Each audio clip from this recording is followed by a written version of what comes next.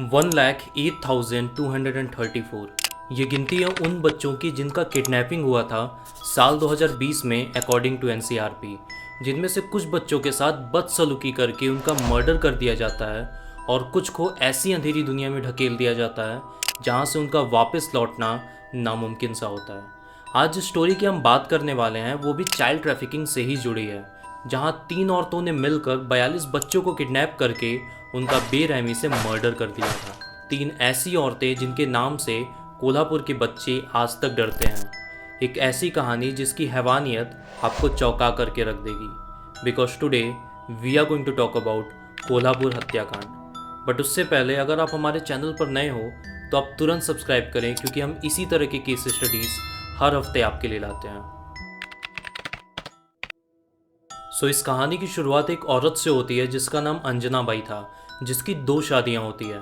पहली शादी से उसकी एक बेटी होती है जिसका नाम रेणुका शिंदे था, और दूसरी शादी से एक और बेटी जिसका नाम सीमा गावित। दोनों पति का एक एक कर छोड़ जाने के बाद अंजना बाई पूरी तरह से रोड पर आ गई थी, जिसकी वजह से दोनों बहनों का बचपन कोल्हापुर के सड़कों पर बीता, जहां उन्होंने समाज की सारी बुराइयों को अपने अंदर भरा, जिसमें चोरी, डकैती आदि जैसी चीज़ें भी शामिल थी। इन सभी गलत कामों में सबसे बड़ा श्रेय उनकी मां अंजना बाई को जाता है, जिसने मेहनत की रोटी को इनकार करके चोरी और दूसरे का जेब काटकर खुद के पेट को भरा, और इन सभी कामों में अपनी दोनों बेटियों को भी शामिल किया। वक्त बीतता गया और अब सीमा और रेणुका अपने मां की ही तरह एक माहिर चोर बन चुकी थी, जिनके मैक्सिमम विक्टिम्स मंदिर में आए भक्त होते थे, जिनके ये जेवर या फिर पर्स चोरी किया करती थी। इन दोनों बहनों में से रेणुका की शादी भी हो गई थी और उसका 1 साल का बेटा भी था। बट शादी हो जाने के बावजूद भी रेणुका और उसकी माँ बहन ने चोरी की दहशत बंद नहीं की और इसी तरह से लोगों को लूटती रहीं। साल 1990 की एक सुबह रेणुका अपने 1 साल के बच्चे के साथ मंदिर में चोरी कर रही थी। तभी उसे चोरी करते हुए एक औरत ने रंगे हाथ पकड़ लिया और तमाशा खड़ा कर दिया। थोड़ी देर में वहां पर भीड़ इकट्ठा हो गई और रेणुका को पुलिस के हवाले देने की बात होने लगी। इन सभी चीज को देखते हुए रेणुका डरने लगी, और जब उसे कुछ नहीं समझ में आया तो उसने अपने 1 साल के बच्चे को जोर से जमीन पर पटका और ये चिल्लाने लगी कि एक माँ कभी चोरी नहीं कर सकती। इस दृश्य को देखते ही भीड़ का ध्यान चोरी से हटकर उस बच्चे पर आ गया, और हमेशा की तरह वो पूजा पाठ करने वाली भीड़ ने उस माँ पर दया खाकर ये मान लिया कि अगर इसने चोरी किया भी होगा तो अपने बच्चे का पेट पालने के लिए, और ये समझकर उसे जाने दिया। बट उन लोगों को दूर दूर तक नहीं पता था कि इस गलती की सजा कितने मासूम अपनी जान से देने वाले थे। घर पहुंचते ही रेणुका, उसकी बहन सीमा और माँ अंजना को ये अच्छे से समझ में आ गया था कि अगर हाथ में बच्चा हो तो कोई भी इंसान उन पर दया खाकर उनकी चोरी को माफ़ कर देगा। और यहीं से शुरू होती है इन तीनों औरतों की बेरहम दास्तां।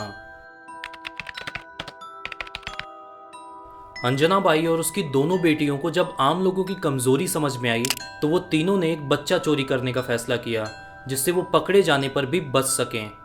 उन्होंने अपना पहला शिकार 18 महीने के एक बच्चे को बनाया, जिसको उन्होंने एक पास के ही गरीब बस्ती से उठाया था, और अपने प्लान के ही मुताबिक उस बच्चे को हाथ में लेकर चोरी करने लगी। कुछ दिन तक तो सब कुछ ठीक रहा, बट एक दिन अंजना बाई को एक इंसान ने चोरी करते हुए रंगे हाथ पकड़ लिया और हमेशा की तरह भीड़ इकट्ठा हो गई। इस चीज़ को देखते ही अंजना बाई ने अपनी बेटी की तरह उस चुराए हुए बच्चे को जोर से ज़मीन पर पटका, जिससे उस 18 महीने के बच्चे का सिर फूट गया। इस अजीब गरीब दृश्य को देखते ही वो भीड़ तुरंत ही वहाँ से हट गई और रेणुका की ही तरह उसकी माँ को भी जाने दिया गया। बट ये इंसिडेंट यहाँ पर ख़त्म नहीं होता है, बल्कि यहीं से हमें इन तीनों औरतों की मानसिकता और हैवानियत देखने को मिलती है। जिस बच्चे को अंजना बाई ने ज़मीन पर पटका था वो अपनी चोट की वजह से ज़ोर ज़ोर से रोने लगा। अगर यहाँ पर कोई आम चोर होता तो वो शायद इस नवजात को हॉस्पिटल ले जाता, बट अंजना बाई ने उस 18 महीने के मासूम से बच्चे को पास के ही सुनसान जगह पर ले गई और फिर उस बच्चे का पैर पकड़कर उसके सिर को ज़ोर से खंभे पर तब तक मारती गई जब तक उस बच्चे की जान नहीं निकल गई, सिर्फ इसलिए क्योंकि उसका रोना उन्हें शक के घेरे में डाल रहा था। और तभी से मानो इन तीनों औरतों को खून की प्यास लग गई। ये बच्चे को चुराती, उनका इस्तेमाल करती और फिर उन्हें मार डालती। इनकी बेरहमी को आप इस चीज़ से समझ सकते हो कि एक बार इन्होंने एक 2.5 साल की बच्ची को पानी में डुबाकर मार डाला था। इसी तरह से वो एक एक करके बच्चे को किडनैप करती गईं और उनका इस्तेमाल करने के बाद या तो वो उनका गला दबाकर मार डालती या फिर किसी खंबे पर उनका सिर लड़ा देती और उनके बॉडी को प्लास्टिक में रैप करके कूड़ेदान में डाल देती। इनके सारे शिकार 5 साल से कम उम्र के बच्चे होते थे जो कि गरीब फैमिली से बिलोंग करते थे, क्योंकि गरीब परिवार पुलिस के पास जाने से डरता था और जाता भी था तो पुलिस उनका केस दर्ज नहीं करती थी। और इसी तरह से इन तीनों औरतों ने 1990 से 1996 के बीच लगभग 42 बच्चों को किडनैप करके उनका बेरहमी से मर्डर कर दिया था। बट कहा जाता है ना कि गुनाहों का घड़ा कभी ना कभी ज़रूर भरता है, और यही हुआ इन तीनों साइकोपाथ के साथ जब पुलिस की नज़रों में ये पहली बार आईं, जो कि हम नेक्स्ट अध्याय में देखते हैं। सालों से ही अंजना बाई मन ही मन अपने दूसरे पति मोहन से बदला लेना चाहती थी, क्योंकि उसने उसे 2 बेटियों के साथ अकेला छोड़ दिया था, और इसका बदला उसने मोहन की दूसरी पत्नी प्रतिभा के 9 साल की बेटी को किडनैप करके किया, और इसको अंजाम उसकी दोनों सौतेली बहनें यानी सीमा गावित और रेणुका शिंदे ने किया था। अपनी बेटी के गायब होते ही मोहन और उसकी पत्नी पुलिस स्टेशन जाकर केस फाइल करते हैं, और पुलिस के सवाल करने पर उन्होंने अपना पहला शक अंजना बाई की तरफ बताया। पुलिस अपनी इन्वेस्टिगेशन स्टार्ट करती है और सबसे पहले वो हिरासत में रेणुका के पति यानी किरण शिंदे को करते हैं और उससे पूछताछ करते हैं।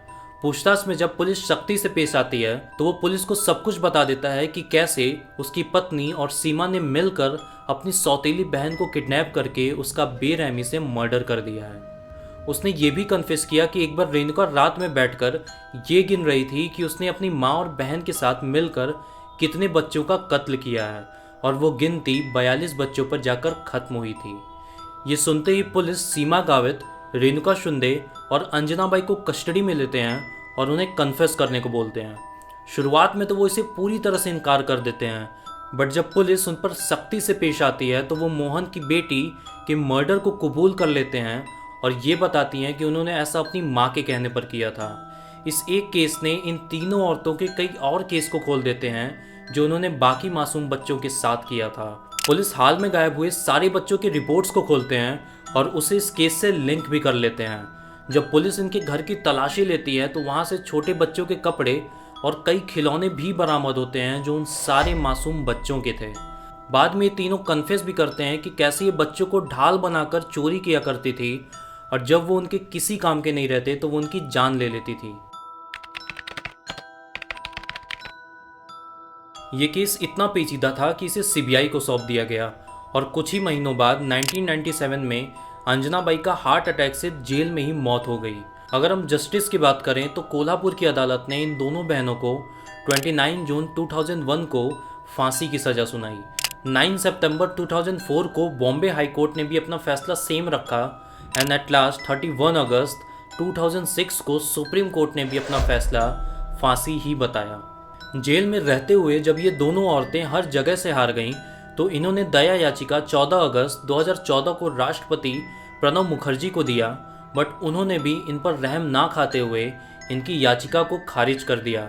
2021 में ये दोनों बहनों ने एक बार फिर से बॉम्बे हाई कोर्ट में याचिका डाला, ये कहते हुए कि इन्हें फांसी की सज़ा दिए कई साल हो गए और इन्होंने अपना जीवन हर दिन मर मर के जिया है, इसी वजह से इनकी सज़ा को माफ़ कर दिया जाए।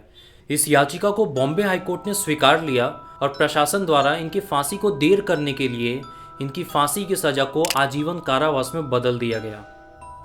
अगर आप इस स्टोरी को ध्यान से समझोगे तो इसमें आपको कुछ साइकोलॉजिकल फेनोमेना भी देखने को मिलते हैं। For example, behaviour of crowd. इस स्टोरी में हमें ये पता चलता है कि कोई भी भीड़ लॉजिक से नहीं बल्कि इमोशन से ट्रिगर होती है। फॉर एग्जाम्पल, जब रेणुका के पकड़े जाने पर उसने बच्चे को जोर से ज़मीन पर पटका तो लोगों का चोरी से ध्यान हटकर उस बच्चे पर चला गया।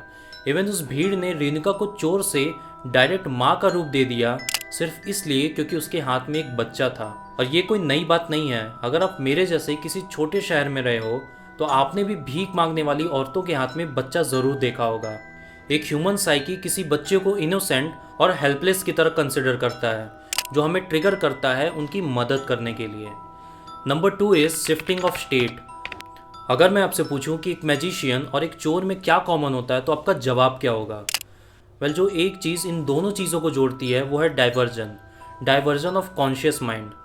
अंजना बाई और उसकी दोनों बेटियों का बच्चे को ज़मीन पर फेंकने की स्ट्रैटजी इसलिए इतना काम करती थी क्योंकि वो अनजाने में भीड़ के कॉन्शियस माइंड या फिर लॉजिकल माइंड को डाइवर्ट करके उनके इमोशनल साइड को टच कर रही थी, और ऐसा होते ही लोग अपने दिमाग से नहीं बल्कि दिल से सोच रहे थे। Point 3 is childhood trauma. चाहे हम अंजना बाई की बात करें या फिर उनके दोनों बेटियों की, उन्होंने अपना पास्ट ट्रॉमेटिक सिचुएशन में गुजारे थे। अंजना बाई के दोनों पति ने उसे छोड़ दिया था और रेणुका और सीमा का पूरा जीवन सड़कों पर बीता था, जहां उन्होंने ये सीखा कि पैसा आना ज़रूरी है, ना कि पैसे कहाँ से आ रहे हैं और कैसे आ रहे हैं। अधिकतर लोगों को ये लगता है कि बड़े होने पर उनका पास्ट पूरी तरह से बीत चुका है, बट अगर उनके चाइल्डहुड में किसी भी तरह का ट्रॉमा हुआ है तो वो किसी न किसी लेवल पे उन्हें अफेक्ट ज़रूर करेगा। अब ये उस इंसान पर है कि वो इसे कैसे टैकल करता है। Number 4 and most important, what if अगर वो तीनों औरतों को पता ही ना हो कि वो सारे काम का कॉन्सिक्वेंस क्या है। अब चाहे वो उनकी इलिटरेसी की वजह से हो या फिर खुद के बनाए हुए ख्याली दुनिया की वजह से। I know this sound so silly, but आप ये सोच रहे होगे कि क्राइम का कॉन्सिक्वेंस यहाँ पर क्यों मायने रखता है। बट अगर मैं आपसे एक सवाल पूछूं कि एक आम इंसान क्राइम क्यों नहीं करता, इसलिए क्योंकि वो क्राइम को गलत समझता है, या फिर इसलिए क्योंकि वो उस क्राइम के बाद होने वाली सज़ा, बेइज्जती और समाज से डरता है। क्योंकि अगर एक इंसान क्राइम के कॉन्सिक्वेंस की वजह से क्राइम नहीं कर रहा तो वो अपने दिमाग में एक क्रिमिनल ऑलरेडी बन चुका है। और ऐसे लोग आपके आसपास हज़ारों की संख्या में हैं जो क्राइम सिर्फ इसलिए नहीं करते हैं क्योंकि उसका कॉन्सिक्वेंस बहुत ही ब्रूटल होता है। So guys, this is all about the 3 serial killer of Kolhapur हत्याकांड। वेल, सीरियल किलर से याद आया, अगर आपने निथारी कांड के बारे में नहीं सुना है तो आपको ये वीडियो ज़रूर देखनी चाहिए। Until then, take care of yourself. It's Harsh here and you are watching